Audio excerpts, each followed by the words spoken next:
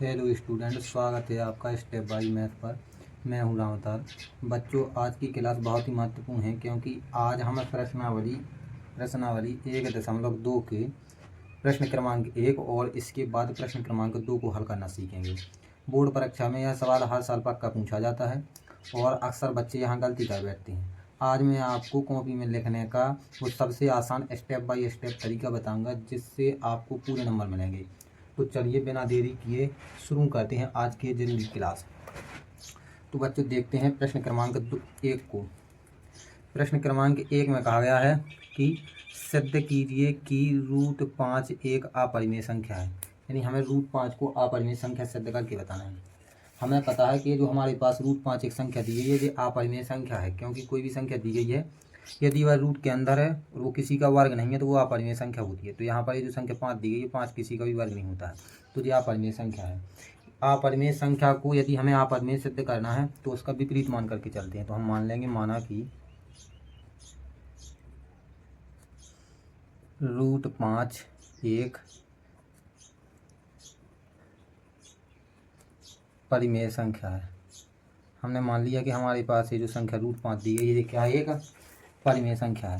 यदि हमने इसे परिमेय संख्या मान लिया है लेकिन ये जो संख्या दी गई थी ये अपरिमेय संख्या है, तो हम यहाँ लिखेंगे कि हमने ये जो माना है जो दिए गए कि क्या है, विपरीत है। तो हम लिखेंगे जो दिए गए के विपरीत है। विपरीत मतलब जो हमने माना है तो वो दिया गया जो कुछ है उसका उल्टा मान लिया हमने, विपरीत है।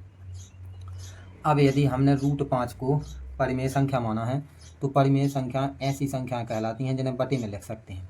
तो यहाँ पर हम लिखेंगे कि अब ये जो संख्या √5 दी गई है इसको हम बटे में यानी कि a/b लिख देंगे, बटे वाली संख्या होती है। तो लिखेंगे कि जहाँ a और b सहअभाज्य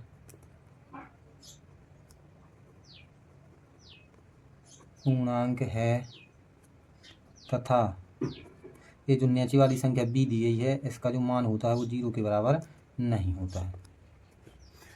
यहाँ पर ये जो √5 है हमने इसे परिमेय संख्या माना था, तो जो भी परिमेय संख्या होती है उसे बटे में लिख सकते हैं, इसलिए हमने परिमेय संख्या को बटे में लिख दिया, यानी कि a/b। और मान भी लिया कि जहाँ a और b सहअभाज्य पूर्णांक है।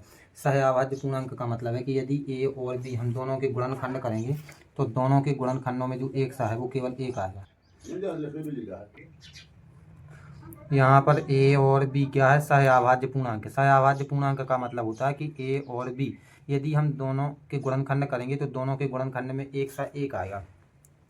यहाँ पर हम यदि a के गुणनखंड करेंगे तो a का एलसीएम यदि लेंगे तो इसमें a का भाग जाएगा और 1 का भाग जाएगा। इस प्रकार से आप लोग एलसीएम लेकर के भी दिखा सकते हैं कि जो a है इसका यदि हम एलसीएम लेंगे तो a से काटेंगे 1 आ जाएगा और बाद में 1 आ जाएगा। 20 का एलसीएम लेंगे तो जो 20 से कटेगा और इसके बाद 1 से कटेगा। यहाँ पर हम देख रहे हैं कि दोनों के गुणनखंडों में जो एक सा आ रहा है वो केवल एक ही आ रहा है और कुछ भी एक सा नहीं दिख रहा है। तो जब दोनों के गुणनखंड में एक सा एक होता है तो वो सहअभाज्य पूर्णांक होती है, इसलिए यहाँ पर ये जो a है और b है ये क्या है, सहअभाज्य पूर्णांक है।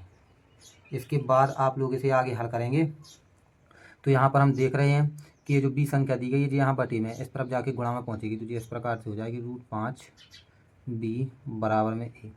√5 और b इनके बीच में कछु को चिन्ह नहीं है, यानी कि काय को चिन्ह हुए, गुणा को चिन्ह है। इसके बाद इस √5 को यदि हम रूट से बाहर निकालना है तो हम दोनों पक्षों का क्या कर देंगे, वर्ग। तो यहाँ पर आप लोग लिखोगे दोनों पक्षों का वर्ग करने पर, तो आप लोग दोनों पक्षों का वर्ग कर दीजिए। यहाँ पर जो हो जाएगा √5b के ऊपर घात 2 बराबर a के ऊपर भी घात 2। यहाँ पर हम देख रहे हैं √5b के ऊपर घात 2 लगी है, इसका मतलब √5b को कितनी बार गुणा करना है, 2 बार गुणा करना है। तो आप लोग इसको 2 बार गुणा करके देख सकते हैं। तो ये हो जाएगा √5b गुणे √5b। √5 का √5 में गुणा होगा तो 5m 25, यानी कि रूट के अंदर 25 आ जाएगा। इसकी b के ऊपर कोई घात नहीं यानी कि एक घात होगी, इसके ऊपर भी कोई घात नहीं यानी एक घात होगी, तो b के ऊपर एक और एक 2 घात लग जाएगी। ये जो रूट के अंदर संख्या 25 लिखी है, कोई भी संख्या यदि रूट के अंदर है उसे रूट से बाहर निकालना है तो उसका एलसीएम लेना है और 2 2 की जोड़ा बना के उसको बाहर निकाल देना। जैसे आप 25 का एलसीएम लेंगे तो 5 से काटेंगे तो 5m 25, 5 से काटेंगे तो 5 एकम 5, यानी कि 25 को हम क्या लिख सकते हैं, 5 गुणे 5 और b की घात 2 रहेगा ज्यों का त्यों। यहाँ पर हम देख रहे हैं 5 का जोड़ा बन रहा है तो बाहर जो निकल आएगा 5 और b की घात 2। तो तो हमने जब रूट 5b के ऊपर 2 घात लगी, इसको 2 बार गुणा किया तो गुणा करने पर आया है 5b की घात 2। तो ये आ गया है 5b की घात 2 बराबर में आ गया है a की घात 2। 5 और b की घात 2, इनके बीच में कछु को चिन्ह नहीं, यानी कि काय का चिन्ह होगा, गुणा का। तो यहाँ पर ये जो संख्या 5 है जो गुणा में है, इस तरफ जाके भाग में पहुँच जाएगी। तो हो जाएगा b की घात 2 बराबर में a की घात 2 बटे में आ जाएगा 5। आप लोग इसको आगे हल करेंगे। तो यहाँ पर हम देख रहे हैं कि हमारे पास ये जो a की घात 2 है, ये किससे विभाज्य है? 5 से विभाज्य। 5 से विभाज्य का मतलब है कि a की घात 2 में जो है वो 5 का भाग जा रहा है। भाग क्यों जा रहा है? क्योंकि हमने यहाँ पर माना था कि a और b सहअभाज्य पूर्णांक है। तो यहाँ पर हम देख रहे हैं कि a की घात 2 बटा 5 का मतलब है कि a की घात 2 में जो है वो 5 का भाग जाएगा। क्यों जाएगा? क्योंकि a और b पूर्णांक है। पूर्णांक का मतलब a के स्थान पे कोई भी ऐसी संख्या रख सकते हैं जिसमें किसका भाग चला जाएगा? 5 का भाग चला जाएगा। तो a के स्थान पे जैसे हम एक संख्या रख रहे हैं, यहाँ पर जो लिखा है वो लिखा है a की घात 2 बटा 5।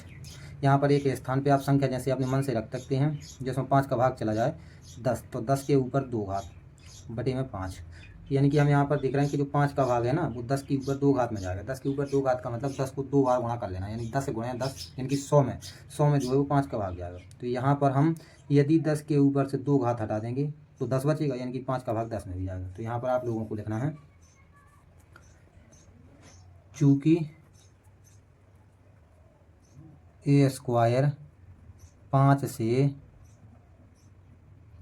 विभाज्य है। यहाँ पर हम देख रहे हैं कि ये जो a की घात 2 दी गई है, इसमें किसका भाग जा रहा है? 5 का भाग जा रहा है। तो यदि a के ऊपर से 2 घात भी हटा देंगे तो भी a में 5 का भाग जाएगा। तो यहाँ पर हम लिखेंगे इसलिए a भी 5 से विभाज्य होगा। इसको आप लोगों को नाम दे देना है कथन a। इसका नाम दे देना है आपको क्या? कथन a नाम दे देना है। यहाँ पर हमने देखा कि a भी 5 से विभाज्य। a भी 5 से विभाज्य का मतलब है कि a में जो है वो 5 का भाग जा रहा है। यदि a में 5 का भाग जा रहा है तब a के गुणनखंड में 5 होगा। जैसे मैं यहाँ पर लिख दूँ कि हमारे पास एक संख्या जो है वो 10 दी गई है। ये जो संख्या 10 दी गई है, इस संख्या 10 में 5 का भाग जाएगा। तो जाएगा, क्योंकि 5 दूनी 10। तो यदि 5 का भाग जो है वो 10 में जा रहा है, इसका मतलब है कि संख्या 10 की यदि हम गुणनखंड करेंगे तो उस संख्या में 5 जरूर आएगी। तो हम 10 के जब गुणनखंड करेंगे तो इसके गुणनखंड मतलब एलसीएम यानी कि 2 से कटेगा, इसके बाद 5 से। तो हम यहाँ पर देख रहे हैं कि इसके गुणनखंड में 5 आया है। तो इसी प्रकार से हम यहाँ कह देंगे कि a भी 5 से विभाज्य। a भी 5 से विभाज्य का मतलब है कि a में जो है वो 5 का भाग जा रहा है। तो a के गुणनखंड जब हमने किए थे तो a के गुणनखंड में a और 1 आ रहा था, लेकिन अब a में 5 का भाग जा रहा है। इसका मतलब a के गुणनखंड में जो है वो संख्या क्या आ रही है? 5 आ रही है। तब हम यहाँ लिखेंगे, तब a का एक गुणनखंड 5 होगा। तो यहाँ पर हम देख रहे हैं कि जो संख्या a थी, ये जो संख्या थी, इसके गुणनखंड जब हम किए थे तो इसके गुणनखंड में a आ रहा था, 1 आ रहा था, अब क्या आने लगा? 5 आने लगा। यानी कि यदि हम a के गुणनखंड करेंगे तो a के गुणनखंड में संख्या 5 आ रही है। इसके अलावा a के गुणनखंड में संख्या a आ रही है और 1 आ रही है। तो इसके लिए हम मान लेंगे कि और जो संख्याएँ आ रही हैं वो क्या है? m संख्याएँ हैं। जैसे यहाँ पर हम एक संख्या ले लें 30। इस संख्या 30 के गुणनखंड करेंगे, 2 से काटेंगे तो 15, 3 से काटेंगे 5, इसके बाद 5। तो यहाँ पर हम कह सकते हैं कि संख्या 30 के गुणनखंड में संख्या 2 आ रही है। इसके अलावा संख्या 30 के गुणनखंड में संख्या 3 और 5 भी आ रही हैं। तो यहाँ पर 2 लिख देंगे, और जो संख्या अन्य संख्याएँ आ रही हैं उसके लिए क्या मान लेंगे? m मान लेंगे। तो इसी प्रकार से a के गुणनखंड में a और 1 आ रहा था, इसके अलावा संख्या 5 भी आने लगी। तो हमने यहाँ पर a के गुणनखंड किए तो a के गुणनखंड में संख्या 5 आ रही है। इसके अलावा a और जो 1 आ रहा है उसके लिए हमने क्या मान लिया है? m मान लिया। तो यहाँ पर हम मान लेंगे, माना कि ये जो a संख्या थी इसके जो हमने गुणनखंड किए वो किए हैं 5m। तो वर्ग करने के बाद तत्काल बाद ये जो बना था इसको आप लोगों को समीकरण 1 नाम दे देना है। तो यहाँ पर a का जो मान आया है 5m, इस a के मान को आप लोगों को समीकरण 1 में रख देना है। तो आप लोग इस प्रकार से लाइन खींच सकते हैं।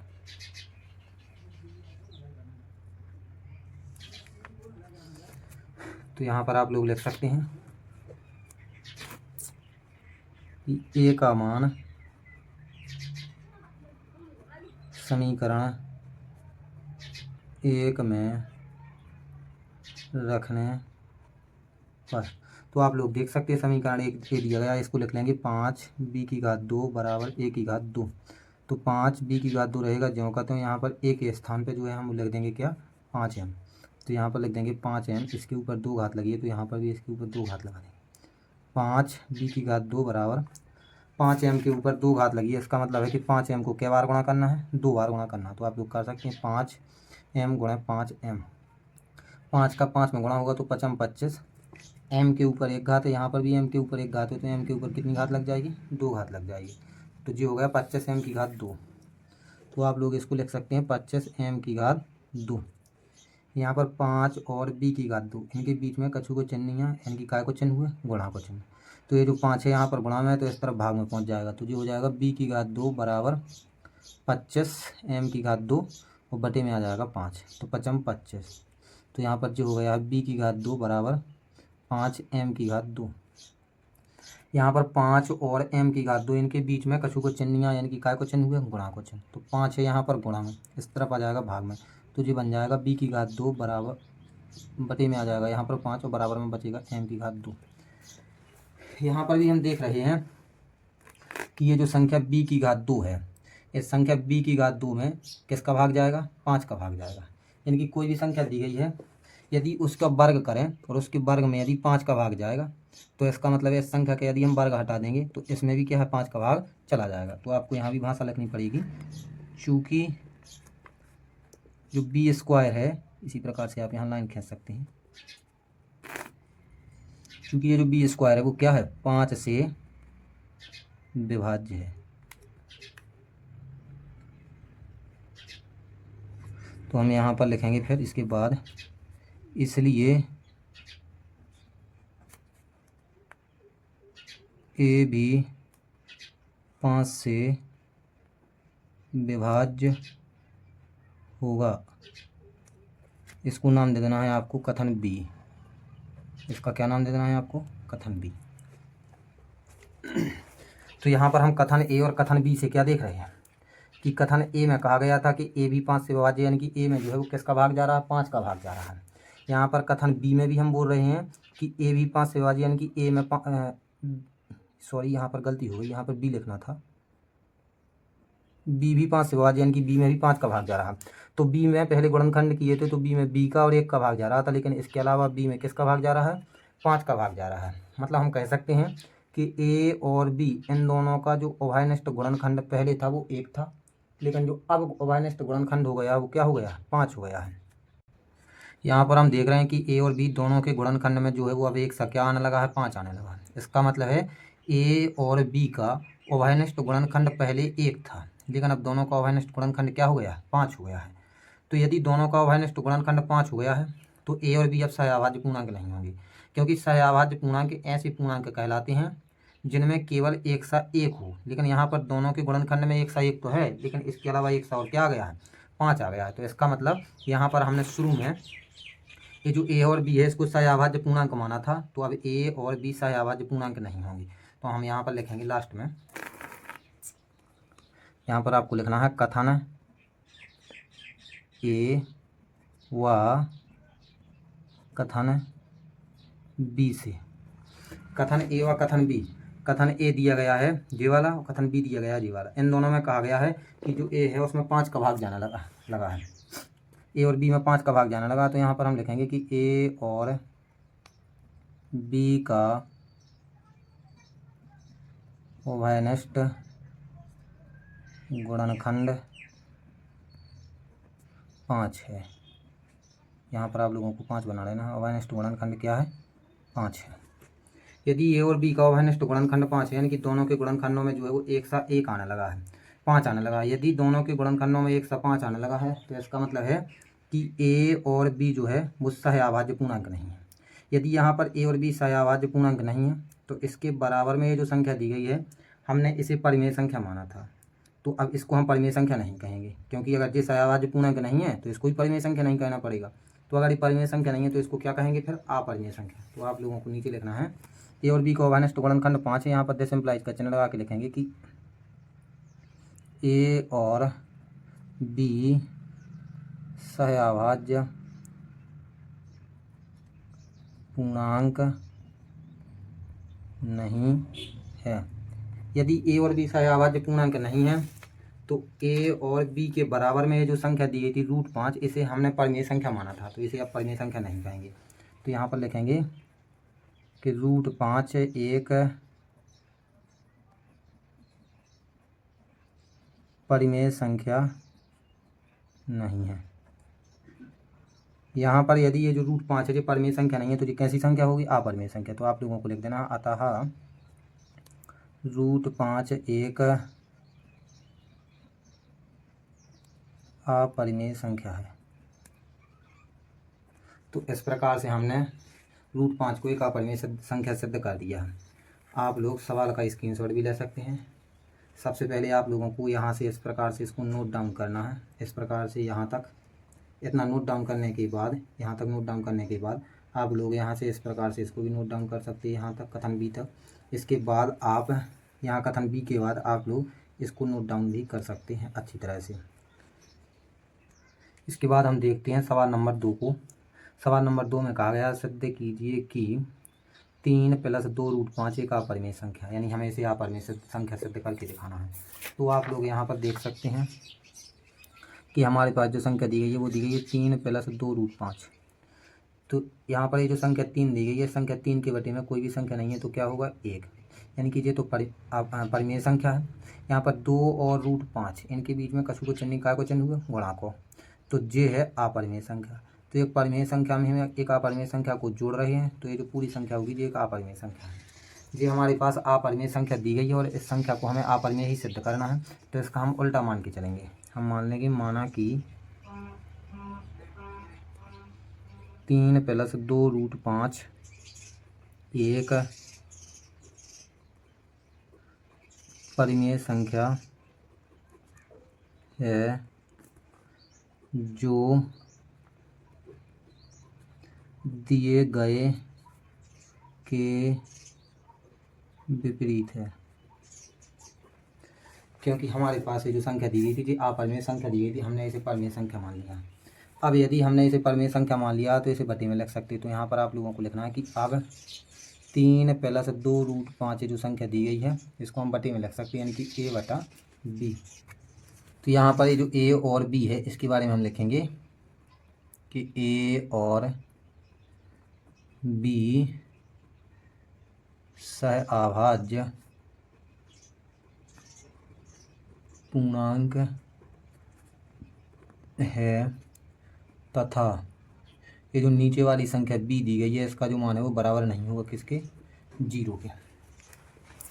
इतना करने के बाद आप लोगों को एक चीज़ याद रखना है कि जब एक परिमेय संख्या और एक अपरिमेय संख्या दी जाए और उनके बीच में जोड़ का चिन्ह हो, गुणा का चिन्ह हो, घटाना का या भाग का चिन्ह हो, तो इस कंडीशन में आप लोगों को रूट वाली संख्या को अकेला छोड़ना है। तो यहाँ पर हम देख रहे हैं कि √5 को हमें अकेला छोड़ना है। अकेला छोड़ने का जो तरीका होता है वो इस प्रकार से होता है कि सबसे पहले उसके साथ में कोई प्लस या माइनस वाली संख्या उसको दूर कर दीजिए, उसके बाद भाग वाली संख्या को, सबसे लास्ट में गुणा वाली संख्या को। तो यहाँ पर हम देख रहे हैं कि 2 और √5 इनके बीच में कछु को चिन्ह नहीं, काय को चिन्ह? गुणा का चिन्ह है। यहाँ पर ये जो संख्या 3 दी गई है इसके आगे कछु को निशानी लगो, यानी कि काय को निशान हुए? प्लस को। तो सबसे पहले 2 तो गुणा में है, 3 प्लस में, तो किसको भेजेंगे? प्लस या माइनस, यानी प्लस वाले को भेजेंगे। तो यहाँ पर आप लोग 2 √5 रहने दें इधर ही, बराबर लिख दें a/b। यहाँ पर ये जो 3 दिया गया है जो प्लस में है तो इस तरफ में आ जाएगा माइनस में। आप लोग आगे खाल कर दीजिए। तो संख्या 3 दी गई है इसके बटे में कुछ नहीं है तो क्या मान लेंगे? 1। तो जो हो जाएगा 2 √5 बराबर b और 1 का जो एलसीएम आएगा वो आएगा b। आप लोगों को याद रखना है 1 के साथ यदि कोई संख्या दी गई है, यहाँ पर हम बता रहे थे कि हमारे पास ये जो संख्या b दी गई है, b और 1 का एलसीएम यदि हम लेंगे, यहाँ पर जो b है और 1 का एलसीएम लेंगे तो वो b ही आएगा। b से यदि हम b में भाग देंगे तो 1 बार जाएगा और 1 का गुणा आप a में करेंगे तो a आएगा माइनस। 1 से यदि b में भाग देंगे तो 1 से यदि हम किसी भी संख्या में भाग देते हैं तो उतनी ही बार जाता है जो जिस भी संख्या में देते हैं। तो 1 से यदि b में भाग देंगे तो b बार जाएगा, b का गुणा 3 में करेंगे तो ये हो जाएगा 3b। यहाँ पर हम देख रहे हैं कि 2 और √5 इनके बीच में कछु को चिन्ह नहीं लगो, यानी कि काय को चिन्ह हुए? गुणा को। तो 2 तो यहाँ पर गुणा में है, इस तरफ काय में पहुँच जाएगा? भाग में। तो यहाँ पर √5 रहेगा अकेला, बराबर a - 3b बटा में b है और इसके साथ ही बटे में क्या आ जाएगा 2 आ जाएगा। तो इस प्रकार से हमने रूट वाली संख्या को क्या कर दिया है, अकेला छोड़ दिया है। जैसे ही आप लोग रूट वाली संख्या को अकेला छोड़ दें उसके बाद आप लोगों को भाषा लिखनी है यहाँ पर। तो आप लोग भाषा लिखेंगे कि क्योंकि ए और बी पूर्णांक है। यहाँ पर हमने ऊपर पहले ही देखा था कि यहाँ पर हमारे पास ये जो संख्या ए दी गई है और बी दी गई है इसको हमने पूर्णांक माना था। पूर्णांक का मतलब है कि ए और बी के स्थान पर कोई भी प्लस या माइनस वाली संख्या आप लोग रख सकते हैं। तो यहाँ पर हम इसमें ये जो संख्या दी गई थी a-3b/2b, तो ए और बी क्या है, पूर्णांक है। पूर्णांक का मतलब ए और बी के स्थान पर कोई भी प्लस या माइनस वाली संख्या रखना है। तो कोई भी संख्या रख सकते हैं प्लस या माइनस वाली। ए के स्थान पर जैसे मैंने एक संख्या ले ली 7 माइनस, भाई ए के स्थान पर क्या रख दिया अपने मन से 7। 3 और बी इनके बीच में कशु को चिन्ह, काय को चिन्ह, गुणा को चिन्ह हुआ। तो 3 गुणे बी के स्थान पर मैं अपने मन से मान ले रहा हूँ कितना, आप लोग 2 ले लीजिए। तो यहाँ पर 2 रख देंगे और बटे में 2 और बी इनके बीच में कशु को चिन्ह, गुणा को चिन्ह, तो बी के स्थान पर 2 रखना। तो 7 माइनस 3 दूनी 6 और बटे में 2 दूनी 4 हो जाएगा। 7 में से 6 जाएगा 1/4। तो यहाँ पर जैसे ही हमने ए और बी का मान रखा तो ये जो संख्या निकाल करके आई वो आई 1/4, यानी बटे वाली संख्या। बटे वाली संख्या को क्या कहते हैं, परिमेय संख्या कहते हैं। तो यहाँ पर ए और बी के पास कोई भी प्लस या माइनस वाली संख्या यदि आप लोग रखेंगे तो ये जो संख्या बाद में वो काय की बन जाएगी, बटे वाली, यानी परिमेय संख्या बन जाएगी। तो यहाँ पर हम लिखेंगे अतः a-3b/2b एक कैसी संख्या है, परिमेय संख्या है।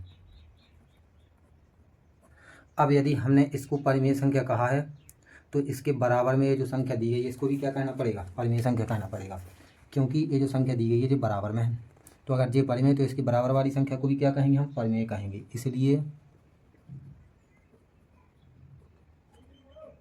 √5 भी एक परिमेय संख्या है। तो √5 भी क्या है, एक परिमेय संख्या है।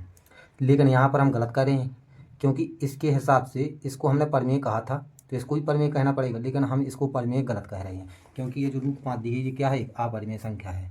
तो हम लिखेंगे जो कि क्या है, असत्य है, क्योंकि हमने √5 को क्या कहा, परिमेय संख्या। तो लिखेंगे जो कि असत्य है, क्योंकि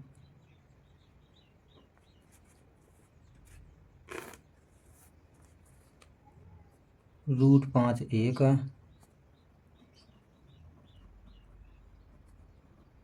अपरिमेय संख्या है। कितना लिख दिया। इसके बाद लिखेंगे यदि यहाँ पर हमने √5 को एक अपरिमेय संख्या कहा है तो √5 जो है वो इन सभी संख्याओं के साथ में थी। तो इस संख्या को, ये जो शुरुआत की संख्या दी है, इसको भी हमें क्या कहना पड़ेगा, अपरिमेय संख्या कहना पड़ेगा।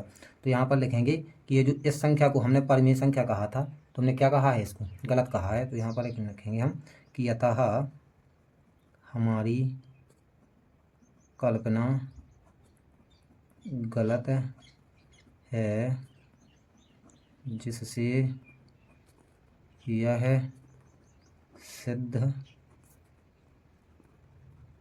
होता है कि, क्योंकि हमने इसे अपरिमेय माना था तो हमने यहाँ पर तो इसको अपरिमेय कहा है। अगर ये अपरिमेय संख्या तो इसको भी अपरिमेय कहना पड़ेगा। तो हमने जो है वो गलत मान लिया था, जिससे यह सिद्ध होता, क्या सिद्ध होता है कि ये जो संख्या दी गई है,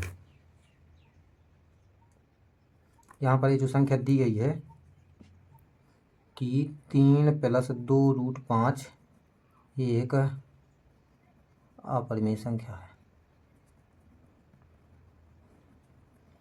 तो यदि एक परिमेय और एक अपरिमेय संख्या जो है वो प्लस माइनस गुणा या भाग में दी जाए तो उसको हल करने का तरीका यही है कि रूट वाली संख्या को क्या करना है, अकेले छोड़ना है, उसके साथ में जो भी संख्या दी गई हैं उनको अलग कर देना है।